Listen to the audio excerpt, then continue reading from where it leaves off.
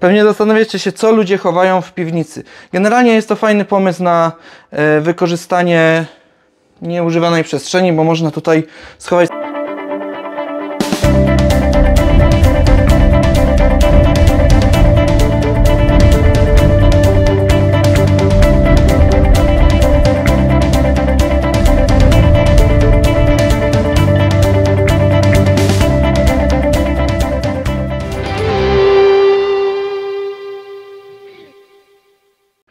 Dzień dobry Państwu.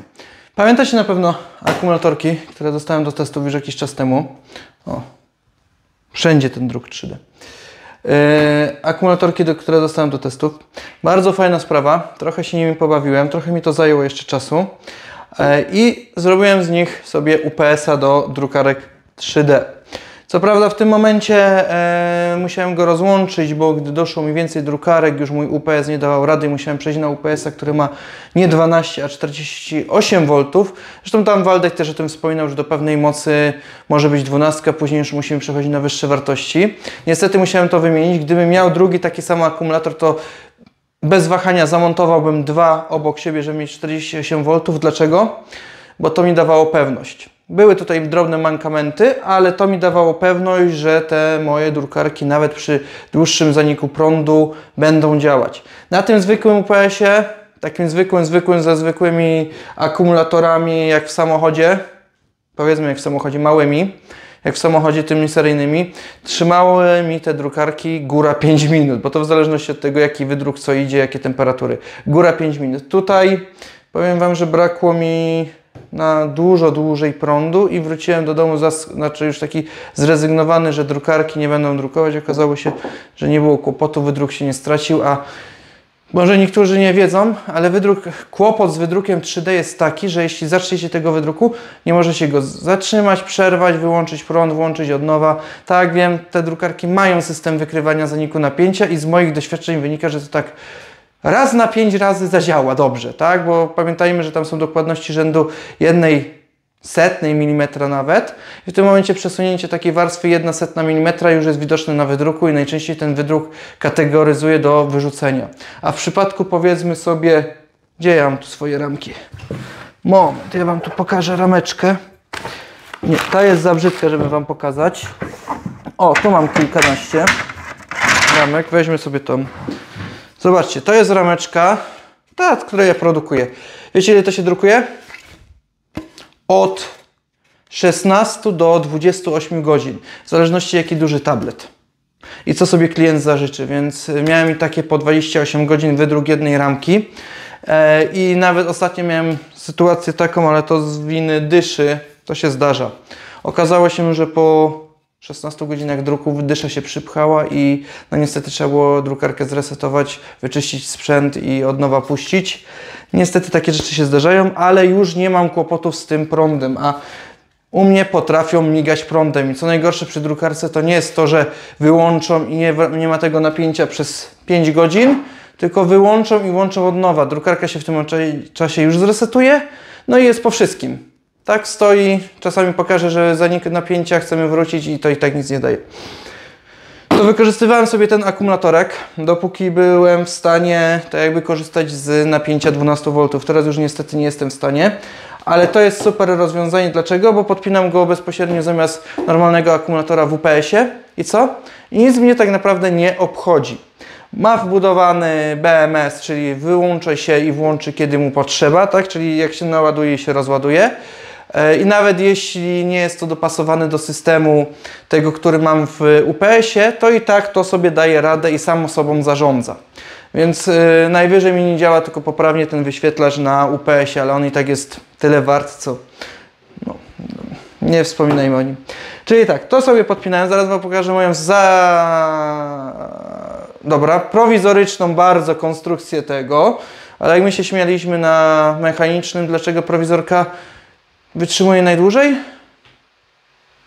Bo nie czuję presji wytrzymałościowych. Taki suchy żart od prowadzącego. To jest wszystko fajne, jeśli podłączę to z UPS-em. Tylko to ma jedną zasadniczą wadę. Z racji pojemności takiego akumulatora, i powiem Wam jeszcze, że te akumulatory są leciutkie względem takich normalnych. Z racji pojemności tego akumulatora, czyli 100 Ah, trzeba go dosyć dobrze ładować, długo. I taka ładowareczka w UPS-ie, prawdę mówiąc, ona tak trochę gównianie ładuje, bo ona nie jest przeznaczona do takich pojemności. Jest w stanie doładować ten akumulator, tylko to nie zajmuje 3-4 godzin, a nawet 2 dni. Więc no, trzeba trochę czasu. Licząc na to, że awarie prądu rzadko się zdarzają, to mi to nie przeszkadza. Ważne, żeby to miało pojemność w momencie, kiedy jest to potrzebne.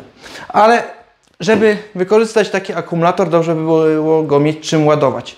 Tu jest jedno fajne, że możecie to ładować prostownikiem do samochodu i to się naładuje bez kłopotu, bo to jest to samo napięcie, BMS ma, czyli to się naładuje. Ale ja tutaj, jak Wam na wcześniejszych filmach pokazywałem, dostałem specjalną ładowarkę do tego. To jest nic innego jak taki bardziej uproszczony może prostownik, bo prostowniki mają wyświetlacze, wszystko pokazują, ale to jest dedykowane właśnie do tego typu baterii tej samej firmy. To ma 14,6 V prąd, napięcie ładowania i maksymalnie 10 A. 10 A dzieląc na ten, no to jest około 10 godzin. I prawdę mówiąc, tak mi wychodziło, bo niestety miałem jakiś taki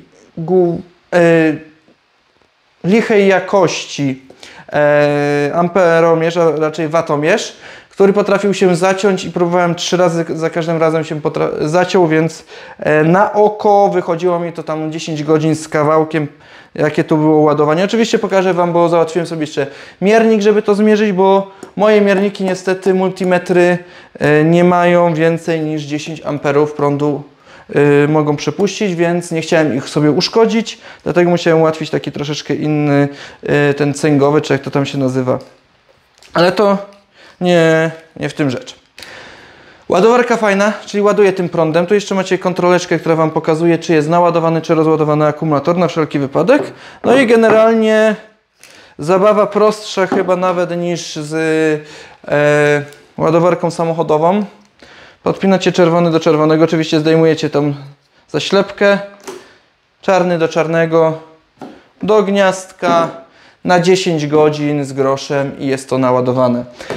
W porównaniu z takimi normalnymi ładowarkami, gdzie ja tam mam ładowarkę samochodową 5 amperową, to naprawdę jest różnica, bo 10 amperów no to mi naładuje około 10 godzin, natomiast wszystko poniżej ten czas się wydłuża i to sporo, czyli 10-20 godzin i tak jak przy moich testach to było dosyć istotne. Tak samo jak zabrałem ten akumulator nawet sobie na wyjazd, tak, i mieliśmy sprzęty głównie na 12 V, to było wygodne, że mogliśmy sobie go naładować szybko przed wyjazdem i później jeszcze tam gdzieś u kogoś udało nam się też podłączyć do normalnego prądu, żeby go podładować, czyli ta ładowarka jak najbardziej dała radę. Dobra, przejdźmy do tego, jak ja ją wykorzystywałem właśnie w połączeniu z UPS-em. Drukarek miałem wtedy mniej troszeczkę i mniej prądu brały. W zależności od drukarki, którą wykorzystujecie, tak zauważyłem, że Prusa bierze 200-300 W, ta MK3, MK4. Ta moja duża Creative już bierze więcej z racji na wielkość stołu, czyli tam jest nawet do pół kW. I wtedy miałem jeszcze Mini, która została teraz pożyczona, bo syn mojej koleżanki uczy się druku 3D, więc mu pożyczyłem, niech się pobawi troszeczkę. To tamta brała tak do 200 W. Jeśli się podpięło wszystkie te ładowarki, znaczy te drukarki pod UPS-a, to on siadał. Nie to, że nie siadał mu akumulator, tylko siadał pod względem wydajnościowym, czyli musiałem już zmienić przy tym, ale na jednej, dwóch drukarkach on dawał spokojnie radę. Pokażę Wam, jak ta moja genialna konstrukcja wygląda, ale przyznam Wam, że to było naprawdę na szybko robione i się sprawdziło, ale później trzeba było przejść na to wyższe napięcie. I nie śmiejcie się, tak to u mnie działało, dokładnie w ten sposób. Tutaj jest miejsce na seryjny akumulator, który miał 7,2 amperogodziny, 12V taki zwykły. On się tu mieścił, niestety podejrzewam, że ci, którzy mają do czynienia, on piszczy, bo jest tylko na ładowaniu akumulatora, działa. Ci, co mają do czynienia z takimi UPS-ami, wiedzą, że ten akumulator wytrzymuje rok, góra 2 lata i wylatuje. Jeszcze w zależności od warunków, w jakich jest przetrzymywany taki UPS. On teraz troszeczkę już jest brudny, no bo leżał, leżał gdzie leżał. Leżał w kącie, gdzieś tam w garażu, nieruszany, bo jest dobry, natomiast akumulatora mu brakuje. I przez pewien czas w ten sposób właśnie tu była podpięta drukareczka, jedna, druga, I taki UPS-ik w ten sposób działający dawał radę. I tak na tamtym, jak mówiłem Wam, 7 Ah, no to do 100 to jest ileś tam krotnie więcej. W ten sposób działał, tylko teraz Wam jeszcze pokażę ten jeden błąd, który tutaj wynika z tego wszystkiego, bo włączyłem mu zasilanie, czyli on przeskoczy już na napięcie z sieci. Tu też mu się pokazało, że 238 mam aktualnie w sieci, 231 on produkuje i z tego co ważniejszego trzeba by sprawdzić czy on w ogóle ładuje ten akumulator, bo akumulator musi się odciąć i nie ładuje go. Dlatego też zapinamy. Włączyłem, działa, baterie wrzucone, co prawda akumulatorki, ale spróbujmy dokonać pomiaru, tak żebyście widzieli. Ładuje? Nie ładuje, więc należałoby go troszeczkę rozładować i wtedy sprawdzić, jaki ma prąd ładowania.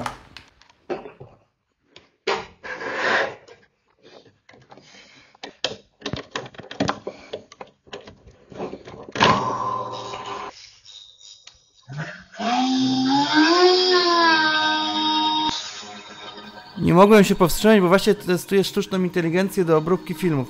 Zobaczcie, co zrobiła z dźwiękiem. Ten pierwszy huk to jest bez niej, zaraz wyłapała, że jest zakłócenia są w filmie.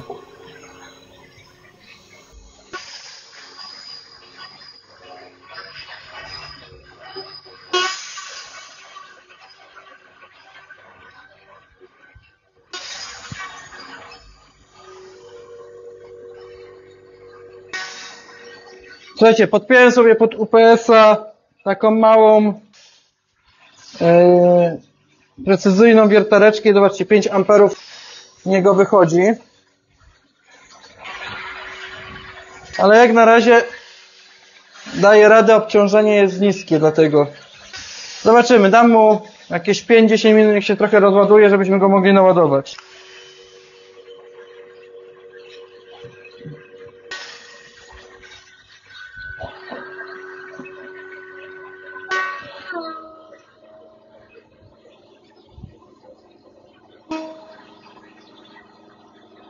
No, niecały amper ma prąd ładowania to urządzenie, więc 100 godzin.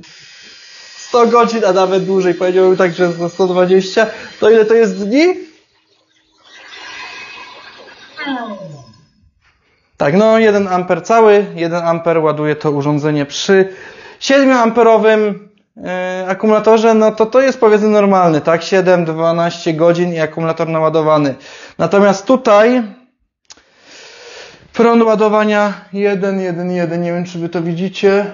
Spróbuję wam pokazać, 1,1, tak? Ale no nie szalejmy.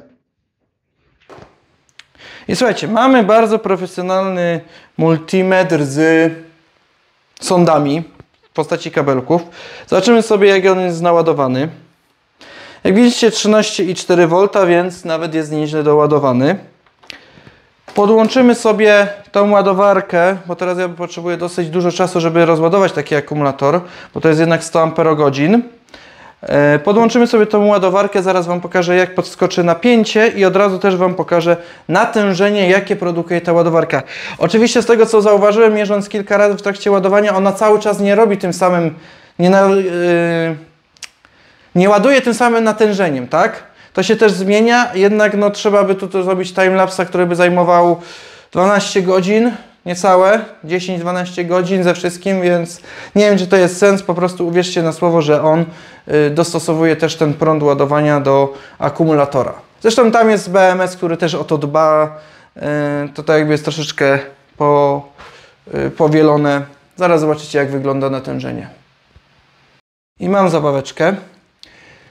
To jest zabawka, którą chłopaki wykorzystują do pomiarów fotowoltaicznych, bo potrafi zmierzyć do 1000 amperów.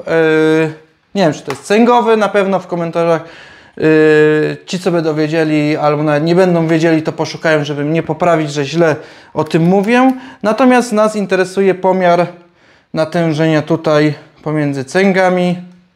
Tak. I w tym momencie będziemy dokonywać tego pomiaru. Tu oczywiście jeszcze można sobie złapać plusa z minusem, normalnie mierzyć, ale to... O, i latarka jest. Nie wiem, co tu jest, dalmierz czy coś. Cholera. Tak, zobaczcie, ma jeszcze pomiar temperatury w danym miejscu.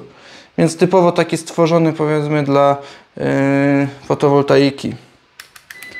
Dobra, przechodzimy sobie do pomiaru natężenia prądu stałego, nie przemiennego, stałego. Nie wiem, czy to wy nie zauważyliście, bo podpiąłem za kadrem, ale to jeszcze raz. Zobaczcie, wyłącz. Dobra. Mamy napięcie 13,38 V. Włączam urządzenie do prądu. Jak widzicie, zaświeciła się zielona kontrolka, czyli znaczy, że urządzenie jest naładowane. Przez moment sprawdziło napięcie. Pod obciążeniem napięcie spada. Zaświeciła się czerwona kontrolka, czyli znaczy, że cykl ładowania został rozpoczęty. Widzicie, że napięcie jest niższe z racji poboru przez urządzenie. I sprawdźmy sobie, co pokaże nam amperomierz. Widzicie? No, jego dokładność podejrzewam, że w tym momencie jest... Musiałbym sprawdzić, jaka jest dokładność, ale daje 9,2 ampera. Jakby nie patrzeć... O, 9,8, 9,9 było nawet. Więc naprawdę widzicie, że 10 amperów daje na pomiarze.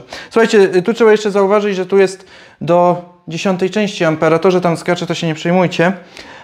Chodzi o to, że to jest do bardzo wysokich natężeń pomiarów, dlatego on ma tylko taką mało dokładną skalę. Ej, tu jest jeszcze latarka. Jeszcze raz. I tak jak wam mówię, to się zmienia też czasowo, czyli w zależności od tego, jak ładujemy. Zobaczcie, mamy 14 V prąd ładowania i 14,9. Tu jeszcze trzeba uważać, bo te pomiarowe tutaj widzę, że też wpływają na pętlę, więc... Ale możemy sobie przemnożyć i tutaj widzimy, że już amperaż spada. Podejrzewam, że BMS też nie chce tak się ładować, bo jak widzieliście, akumulator był dosyć doładowany i został, czyli on był w pełni praktycznie naładowany. I akumulator się już naładował, czyli tutaj też ładowarka wysyła nam szczątkowe tylko napięcie. Ponieważ BMS odciął układ poboru napięcia, to jest nam niepotrzebne ładowanie w tym momencie. Zaczynamy od dość ciekawego kadru. A dlaczego? Ponieważ w momencie, kiedy stwierdziłem, że muszę przerobić swoją farmę druku 3D, stwierdziłem, że trzeba dołożyć UPS-y. I ten UPS kiedyś stał tam z tyłu. Jak doszedł mi ten duży akumulator, to już się nie mieścił i było mi tutaj ciężko cokolwiek pomieścić. Więc jak ja to zrobiłem? Tam widzicie, tam jest gniazdko. Jest to gniazdko, które przebiłem się na wylot. Normalne gniazdko, ale kabelek idzie na wylot przez ścianę do schowka pod schodami. Wygląda nie tak źle. Na koniec pokażę wam, co jest w środku piwnicy, ale to za moment. Słuchajcie, jak wyglądała moja sprawa właśnie z tym UPS-em. Nie wiem, czy go widzicie. Teraz jest tutaj tam Greensela, tylko że on jest 48V i troszeczkę większy, tak? Tam jest wyprowadzenie też gniazdka z tamtej strony, czyli de facto jest gniazdko do gniazdka. Podwójne, troszeczkę przeze mnie stuningowane. Czyli to gniazdko jest bezpośrednio połączone z tamtym gniazdkiem z tamtej strony. Natomiast to gniazdko, był tutaj szlif zrobiony do zasilania, tu i wchodzi mi do tej skrzynki tutaj, którą mam pod schodami, do sterownika pod schodami. Dlaczego? Bo stąd sobie mogłem wyciągnąć normalnie fazę, która nie jest do niczego innego wykorzystywana i ten kabel z tej skrzynki idzie bezpośrednio do mojej rozdzielnicy. Też wam to pokażę. I widzimy się teraz przed moją rozdzielnicą, tą dużą. Z tamtej małej podschodowej schodzi mi kabelek bezpośrednio tutaj na ten układ. W tym układzie mam dwa liczniki. Jeden jest bezpośrednio do drukarek, drugi jest... a żebym ja już pamiętał do czego. Muszę sprawdzić potem. Jeden jest na pewno do drukarek, bo chciałem sprawdzić, ile te drukarki biorą mi w końcu prądu. Jak to wygląda? Mam osobną różnicówkę trójfazową. Zauważcie, że trójfazówka jest z bezpiecznikiem od razu. I dlaczego ona jest trójfazowa? Bo wykorzystuję wszystkie trzy fazy do zasilania mojej drukarki. Wygląda to tak, że mam różnicówkę trójfazową. Za różnicówką trójfazową mam system, który mi przełącza fazy, czyli jeśli mi braknie pierwszej fazy, to on mi automatycznie przełączy na drugą fazę. Jeśli mi braknie pierwszej i drugiej, to on mi przełączy na trzecią. Jeśli braknie wszystkich trzech faz, to nic nie zrobi, ale w każdym bądź razie wybiera mi zawsze fazę, na której jest napięcie. Czyli jeśli by był taki kłopot, że gdzieś brakuje mnie w domu jednej fazy, to i tak moje drukarki zawsze będą zasilane. Przełączenie jest bardzo szybkie, UPS jest po to, żeby właśnie mi się drukarki też nie wyłączyły na tym przełączaniu. No i następnie z tego idzie kabel, już z tego zmienia, jak to jest, przełącznik fazy priorytetowej, idzie mi na licznik i z licznika idzie mi już tam do tamtej puszki i do drukarek. Czyli dzięki temu mam dodatkowe zabezpieczenie tutaj na drukarki. A teraz przejdźmy do... Jak pewnie zauważyliście z mojego szybkiego takiego Wam pokazania, nawet nie testu, bo ja naprawdę długo testowałem ten akumulator z tą ładowarką, tylko teraz tak na szybko, żeby Wam pokazać, jak to działa, jak to się nawet podłącza na to, żeby to naładować. Wychodzi, że ładowarka faktycznie trzyma swoje parametry,